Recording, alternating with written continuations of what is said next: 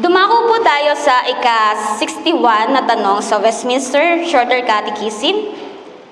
Ano ang ipinagbabawal ng ika-4 na utos? Sabi po dyan, ipinagbabawal ng ika-4 na utos ang hindi paggawa, pagtupad o hindi maayos na paggawa ng mga bagay-bagay o kaya mga gawain na dapat tupadin. Ipinagbabawal din po ang mga gawaing marumi, mga kasalanan o pag-iisip at pagiging abala sa mga bagay na nagbibigay aliw mula sa mundo. Amen. Nakasulat po sa Biblia na ito po yung mga sumusunod. Sabi po dyan, bawal na hindi ingatan at hindi gawin ang sariling tungkulin. Kung mababasa po natin sa Ezekiel 22 verse 26, sabay-sabay nga po nating basahin. Ang mga utos ko'y nilabag ng kanilang mga pari. Winawalang halaga nila ang mga bagay na itinalaga para sa akin. Pinagsama-sama nila ang sagrado at ang karaniwang mga bagay. Hindi rin nila itinuro kung alin ang malinis at kung alin ang marumi. Winalang halaga nila ang araw ng pamamahinga. Dahil dito, hindi na rin nila ako iginagalang. So sinabi din po sa Isaiah 58:13, sinabi dyan, sinabi pa ni Yahweh, inyong igagalang ang takdang araw ng pamamahinga. Huwag kayong gagawa para sa pansariling kapakanan sa araw na banal. Sa araw na ito'y mamamahinga kayo at huwag maglalakbay o gagawa o mag-uusap ng tungkol sa mga bagay na walang kabuluhan. Amen. Malinaw po na sinasabi na ang tanong po sa sagot ng ika-60 at 61 ay nagtuturo kung ano po yung tungkulin natin sa araw ng Panginoon. Meron pong dalawang mahalagang tungkulin na dapat nating malaman. Una po, ang tungkulin sa araw ng Panginoon ay gumawa ng mabuti sa Diyos at sa mga kapwa. Amen? Ang kahulugan po ng gumagawa ng mabuti sa araw ng Panginoon ay dapat, ano po sabi dyan? Ang mga isip at karaniwang gawain sa araw-araw na buhay at gumawa ng banal sa Diyos. So bakit kaya tinuturo yun sa atin mga bilang mananampalataya? Sapagkat ginawa po ng Diyos ang buong sanlibutan at sa ika-7 araw, ano sabi diyan? Siya ay nagpahinga. Pero habang nagpapahinga po ang Panginoon, siya ay namamahala sa lahat sa pamamagitan ng kanyang salita na makapangyarihan. Amen. Kaya po ang kahulugan ng pamamahinga ay hindi upang ihinto ang lahat, sapagkat ang kahulugan ng pamamahinga ay kailangan iwanan ang ating inaalala at iniisip na mabigat at mga gawain na para sa lupa sa araw ng Panginoon. At kailangan nating gumawa ng anumang handog at maging banal para sa pagsamba. Ito ay ang tanging tungkulin sa araw ng Panginoon. At kailangan nating gumawa ng anumang handog at maging banal para sa pagsamba. Sapagkat ito nga po ang tungkulin sa araw ng Panginoon. Yan. So, kaya malinaw po na itinuturo sa atin na ang linggo ay para kanino? Para sa Panginoong Diyos. Ang paggawa po ng mga karaniwang gawain na pwedeng gawin sa ibang araw ay hindi dapat inuuna. Example po dyan, yung mga trabaho natin, mga negosyo, o yung mga personal na gawain na pwede na maipagpaliban. Hindi lang ito ang araw ng pahinga, kundi ito ang araw ng aktibong pagsamba at paglilingkod kanino? Sa ating Panginoong Diyos. Amen. Ang ikalawa po, ang tungkulin sa araw ng Panginoon ay bawal gumawa ng kasalanan sa harap ng Diyos at sa kapwa. Amen. Ang mga bawal po sa araw ng Panginoon ay anong sabi dyan? Malinaw pong sinabi. Basahin nga po natin. Ang mga bawal sa araw ng Panginoon ay tamad sumamba at maghandog sa Diyos. Bawal din gumawa ng marumi, mga kasalanan at ng masamang kaisipan sa mundo. Eto po, alam na po natin ito. Malinaw po na laging yung mga bawal, yung mga hindi pwedeng gawin at yung mga dapat gawin. Ngunit, ang ibig sabihin po nito ay kung tamad para sa pagsamba sa Diyos sa araw ng Panginoon, ito po ay kasalanan. At kasalanan pa rin kung mag-iisip at magsasalita ng masama sa kapwa. Tama naman po, di ba? Ito po ang katotohanan, mga kapatid.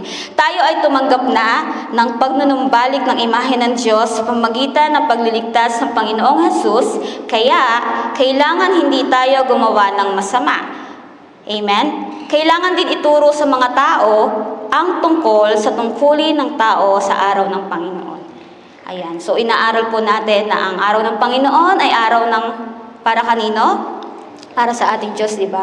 At magagawa lang po natin iyon kung tayo ay magpapasakop at susunod sa ating Panginoon. Mahirap po ba? Mahirap. Pero tutulungan kayo ng Diyos para tayo ay sumunod. Ano po ba yung mga tungkulin sa araw ng Panginoon? Number 1, basahin nga po natin, sumamba sa Diyos. Maglaan ng oras para sa pagsamba, simbahan man o personal. Ibigay sa Diyos ang papuri, pasasalamat at paggalang na nararapat sa Kanya. Amen. Sabi mo nga sa katabi mo, sumamba ka sa Diyos. Amen. Pangalawa, makinig at mag-aral ng salita ng Diyos. So, pakinggan ang pangangaral at pag-aralan ng Biblia upang mas makilala ang Diyos at lumago sa pananampalataya. So, paano nga ba tayo mag-grow kung ultimong tayo ay ayaw nating makinig sa mga preaching o kaya ayaw nating magbasa ng Bible? So, matinuturo po dyan na kapag nasimbahan tayo, anong gagawin natin? Makinig at mag-aral ng salita ng Diyos. Pangatlong mahalaga, manalangin. Sabay-sabay nga po natin basahin. Makipag-usap sa Diyos. Ipahayag ang pasasalamat, mga pangangailangan at pamagitan para sa iba. So ito po yung ginagawa natin. Ipanalangin ang bawat isa. Amen. Number 4, magpahinga mula sa karaniwang gawain. Eto, marami pong mga Kristiyano ang medyo nahihirapan sa parting ito. Sabi dyan, iwasan ang mga gawain na maaaring gawin sa ibang araw upang maitoon ang oras sa Diyos, kung maaari. Kaya, do not neglect the Lord's Day. Amen? At panglima, makipagtipon sa kapwa mananampalataya.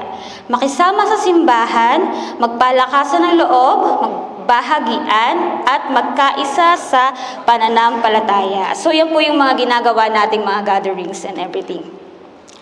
Ang araw ng Panginoon, eto, mahalaga po ito. Sabay-sabay po nating basahin.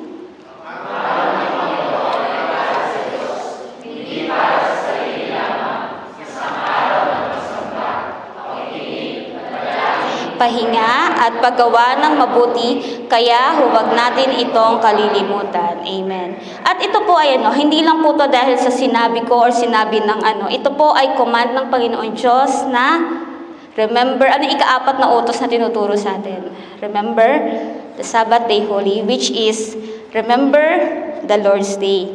As my conclusion for this question, mga kapatid, ayun nga, mahalaga na ang araw ng linggo sapagkat ito ay araw ng Panginoon at ipinagbabawal na ika-4 na utos ang anumang bagay na sumisira sa kabanalan ng araw ng Panginoon, lalo na ang paglimot sa Diyos, pag-abuso sa oras para sa sarili at pag-iwas sa pagsamba. Sapagkat ang araw ng Panginoon ay hindi lamang isang simpleng araw ng pahinga mula sa trabaho.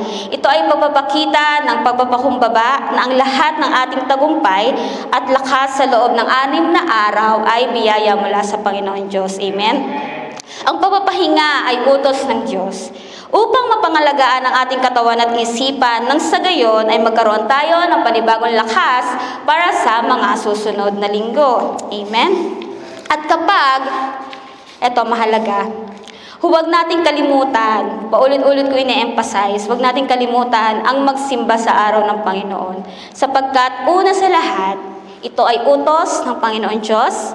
At kung mahal natin ang Panginoong Diyos, susunod tayo sa Kanyang utos. Amen? At ngayon po, dadako tayo sa ika-62 na tanong sa Westminster Shorter Catechism. Ano-ano ang mga layon ng ika-4 na utos? At ang sagot po dyan, basahin natin. Ang mga layon na ika-4 na utos ay ang mga sumusunod. Ipinagkaloob ng Diyos ang 6 na araw para sa ating sariling buhay at ang ika-7 araw ay inilaan ng Diyos para sa Kanya. Siya ang naging modelo at pinagpalan niya ang araw ng pahinga. So, di ba po, alam natin ang Panginoong Diyos ay lumikha siya ng ilang araw. Anim, di ba? At sa ikapitong araw, anong ginawa niya? Namahinga siya, di ba? Sabi po sa Biblia, ibinigay ang 6 na araw para sa ating buhay. Sa Genesis 2:3, pinagpala niya ang ikapitong araw at itinuring itong banal, sapagkat sa araw na ito, siya ay nagpahinga matapos likhain ang lahat. Amen. At sabi po sa Exodus 31:15, 6 na araw kayong magtatrabaho, ngunit ang ikapitong araw ay araw ng ganap ng pamamahinga at nakalaan para sa akin. Papatayin ang sino mang magtrabaho sa araw na iyon. Ipangingilid ito ng lahat ng inyong salinlahi bilang tanda ng tipan. Ito ay isang palatandaan ko at ng bansang Israel, at ito'y mananatili habang panahon, sapagkat sa loob ng 6 na araw, nilikha ko ang langit at ang lupa at nagpahinga ako sa ikapitong araw. Meaning to say, Sunday is for the Lord. Ibig ko sabihin, every day is for the Lord. But the thing is, Sunday is Lord's Day. Amen? Sa madaling salita, ang linggo mo ay para sa Panginoon. Lahat ng mga gawain mo sa mga nakaraang araw ay iyo muna ititigil sapagkat ang linggo ay para sa Panginoon. At ito ay dahil itong araw ng pag-asa at bagong simula. Ito rin po ay paalala na sa gitna ng ating abalang buhay, ang Diyos ang sentro ng ating lakas. Amen? Amen. Sabi po sa Biblia, ang araw ng Diyos, sabi sa Exodus 20:11, 6 na araw kong nilikha ang langit at lupa, ang mga dagat at ang lahat ng nasa mga ito. Ngunit namahinga ako sa ikapitong araw, kaya ito'y aking pinagpala at inilaan para sa akin. Sabi rin po sa Levitico 23:3, 6 na araw kayong magtatrabaho, ngunit sa ikapitong araw kayo'y magpapahinga. Iyon ay araw ng banal ng pagtitipon, ngunit magtatrabaho ang sino man sa inyo, saan man kayo naroroon. Iyon ang araw ng pamamahinga para kay Yahweh. Hindi naman po ibig sabihin na literal na araw ng pamamahinga, so wala akong gagawin, mamahinga ako, pagod na ako sa buong linggo ko. Ibig lang pong sabihin na maglaan tayo ng ating oras at ng panahon para sa Panginoon. Amen? Sabi po dyan, ang Diyos ang naging modelo. Sabi sa Juan 13:15, binigyan ko kayo ng halimbawa upang inyong tularan. Sabi dyan, si Jesus ay sapat na upang mamuhay ang tao ng kalugod-lugod sa Panginoon Diyos. Amen? At sinabi rin po sa Genesis 2:3 na pinagpala ang araw. Pinagpala niya ang ikapitong araw at itinuturing itong banal sapagkat sa araw na ito, siya'y nagpahinga matapos likhain ang lahat ng bagay. At ang tanong po sa ang tanong at ang sagot sa ika-62 na tanong ay nagtuturo tungkol sa dahilan ng pagbibigay ng Diyos ng ika-4 na utos. Ano pong sabi dun? Basahin nga po natin ng sabay-sabay. Italaga ninyo sa akin ang araw ng pamamahinga. Ang ating Diyos po ay nagbigay ng 6 na araw para sa ating buhay, magtrabaho, mag-aral, kung ano yung gawin natin. Kaya kailangan po nating maging masipag at gumawa ng mabuti para sa ikalulugod ng ating Panginoon. Ngunit ang tanong, nagagawa po ba natin yon sa araw-araw nating buhay? Ang araw ng Panginoon ay hindi lamang po para sa gawaing pansanlibutan. Ang araw ng Panginoon ay para sa pamahinga upang hindi gawa ng mga gawaing pansanlibutan. Diba? Can you imagine, we have all the days, like 7 days, and then we work all the 6 days, nagtrabaho tayo, nag-aral tayo, and then it is a great privilege that God is allowing us to meet Him in this church, diba? So, bakit hindi pa natin minsan magawang sundin? Kaya sa mga oras na to, tayo po ay tinuturoan ng ating Panginoon na siyasatin ang ating mga puso na pahalagahan natin yung araw ng linggo sapagkat ang Diyos na may likha sa atin ay talagang nagpo-provide na lahat ng ating pangailangan, di ba? All our days, Monday, Tuesday, hanggang Saturday, all the days of our lives. So let us always remember that the Lord's Day is really important for the Lord. Amen? Ang dahilan kung bakit ibinigay itong araw ng Panginoon ay para pagpalain tayo upang magtagumpay sa susunod na 1 linggo at sa buong buhay. Amen. Naniniwala po ba kayo na pinagpapala kayo ng Panginoon Diyos? Amen. Sinabi ng Diyos, ang dahilan kung bakit ibinigay ang ika-4 na utos sa aklat na Isaiah 58 verses 13 to 14, sabay-sabay nga po nating basahin.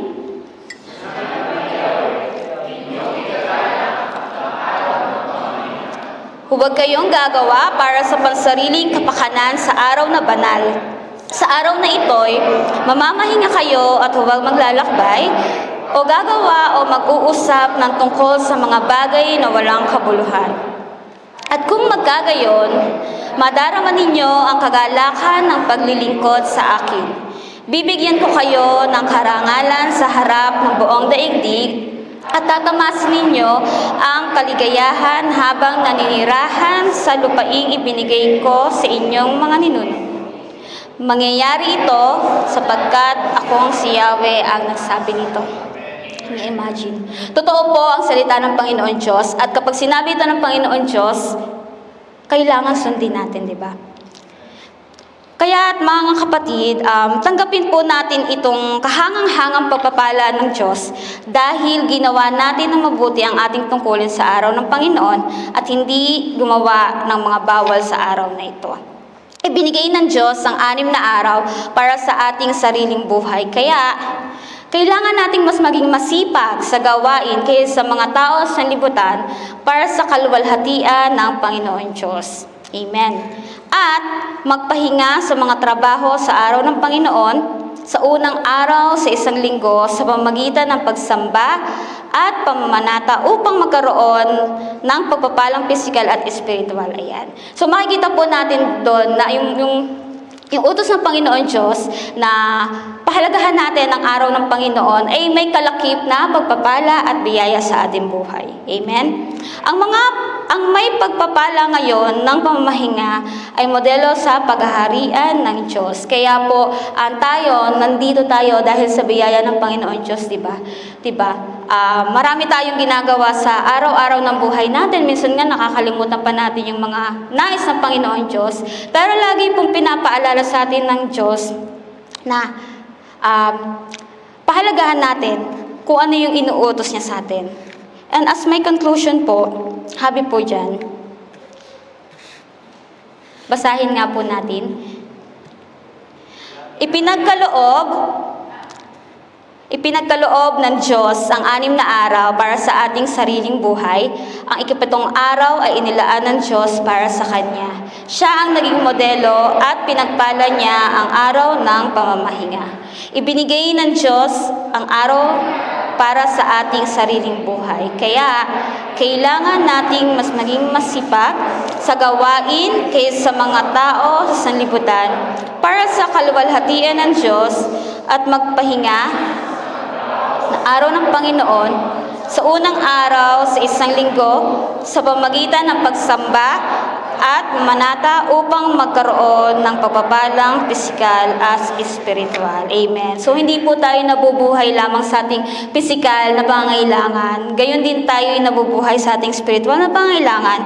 At matutugunan lang yon kung tayo ay, of course, sumusunod sa Panginoon.